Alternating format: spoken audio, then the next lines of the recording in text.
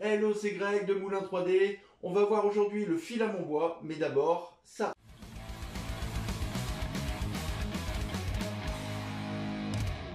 Dans cette vidéo, je vais te montrer quelle buse utiliser pour imprimer en filament bois. Je vais te montrer aussi les différents filaments bois qui peuvent exister sur le marché actuellement. On va voir bien évidemment les réglages machine qu'il faudra faire pour imprimer avec ce filament bois.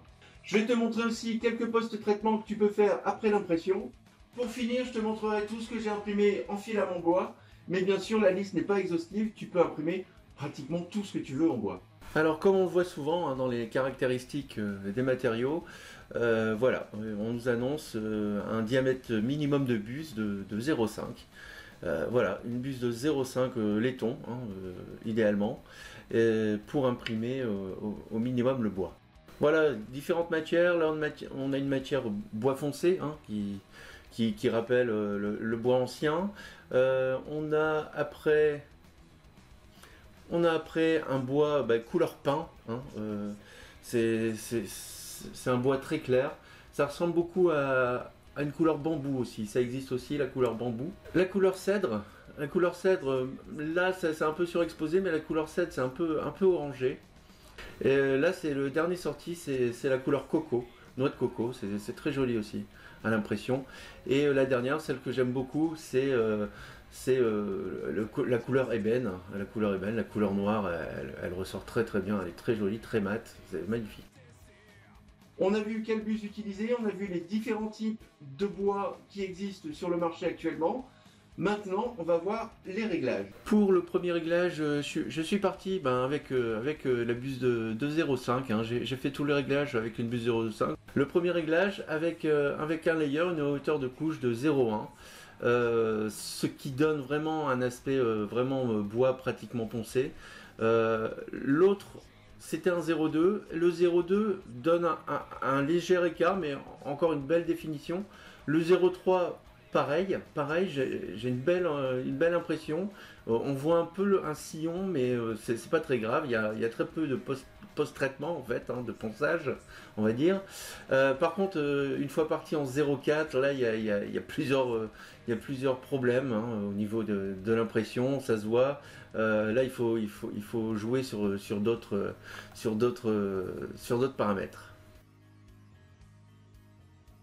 Alors je me suis amusé à changer en fait le débit, de l'extrudeur pour pouvoir avoir des bois plus ou moins travaillés. Donc j'ai remarqué que en fait quand le débit était le plus important, eh bien on avait quelque chose d'assez granuleux, voilà, avec des sillons bien prononcés. Maintenant qu'on limite le débit, on a l'impression d'avoir un bois rongé par les vers, un bois très vieilli, qui n'est pas inintéressant non plus. Bon voilà, j'ai retenu deux réglages de débit. J'ai retenu un débit de 150% pour pouvoir avoir quelque chose de veiné, voilà, un bois veiné granuleux, et un débit de 75% pour avoir un aspect bois très ancien, piqué par les vers, voilà, vraiment un bois très vieux. Bon, tu vois, tu as différents réglages. Tu peux faire un réglage lisse, un réglage un peu plus bois vieilli, bois piqué par les vers. Enfin, voilà, on peut s'amuser, je dirais, avec ce filament et avec les réglages de ta machine pour avoir des résultats différents et qui ont un peu plus de caractère qu'une pièce imprimée, je dirais, trop parfaite. Alors maintenant, on va voir quelques post-traitements qu'on peut faire avec le filament bois. Donc on va pouvoir utiliser une éponge abrasive, tout simplement. C'est très pratique pour poncer des pièces très, très petites.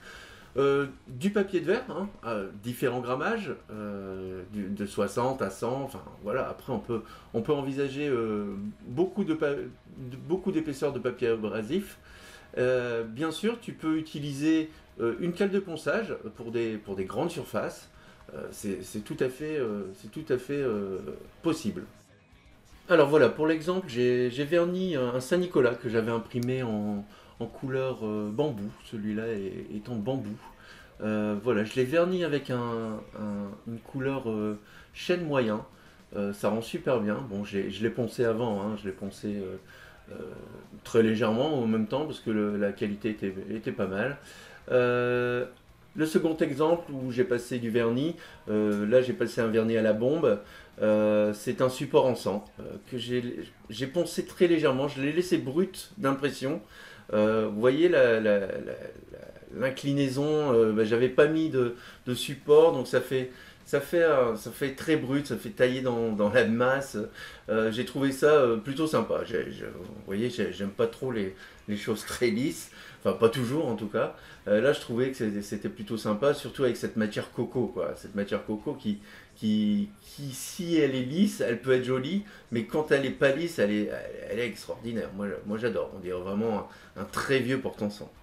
Bon, tu vois, en post-traitement, c'est bien quand même comme le bois, hein. Il y a quand même 40% de bois, hein, dans cette matière. Donc on peut le traiter pratiquement comme un morceau de bois, hein. Maintenant, ce que je te propose, c'est de voir quelques réalisations en filament bois. Alors, ben, la première chose, voilà, tu peux imprimer des pièces de jeu d'échecs. Là, un pion. Alors tu le vois en fin d'impression et après, quand je l'ai poncé, tu vois que tu as une différence de teinte, mais ça va s'atténuer si tu le vernis. Un grand classique également, ben, le coquetier, hein, tu vois que on peut faire des accessoires de cuisine aussi tout en bois. Tu peux également te lancer dans la déco, hein. Là on est vraiment dans une déco zen, hein, du zen chic, très épuré, avec ces humans, ces figures de posture de yoga en fait, hein. On peut également imprimer des figures beaucoup plus sophistiquées, là on est toujours dans le zen. Et ben voilà le support en sang qui s'utilise, hein, il n'y a pas de souci.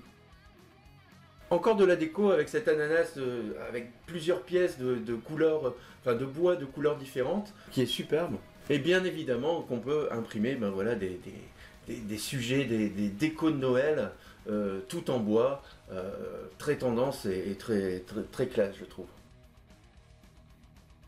Bien sûr, il y a une multitude de pièces que tu peux imprimer avec du bois, des figures, des bustes, voilà, ce Groot. C'est vraiment sans fin et toujours d'une classe incroyable. Voilà, cette vidéo est terminée, j'espère que ça t'a plu. Moi l'impression 3D bois j'adore, j'espère que j'ai réussi à te persuader d'imprimer avec du matériau bois. Moi je trouve ça génial. N'oublie pas de mettre un pouce en l'air si tu as aimé. Abonne-toi également, hein, comme ça tu pourras suivre mes aventures. Active la petite cloche. Tu peux t'abonner en cliquant ici, c'est écrit, cliquez ici. Tous les liens sont descriptifs, hein, tout ce qu'on a vu dans cette vidéo, tout est en descriptif. N'oublie pas mon blog 3dblog.fr où tu peux retrouver des articles sur les sujets d'impression 3D. Voilà, on se retrouve pour la prochaine vidéo et d'ici là, bon print.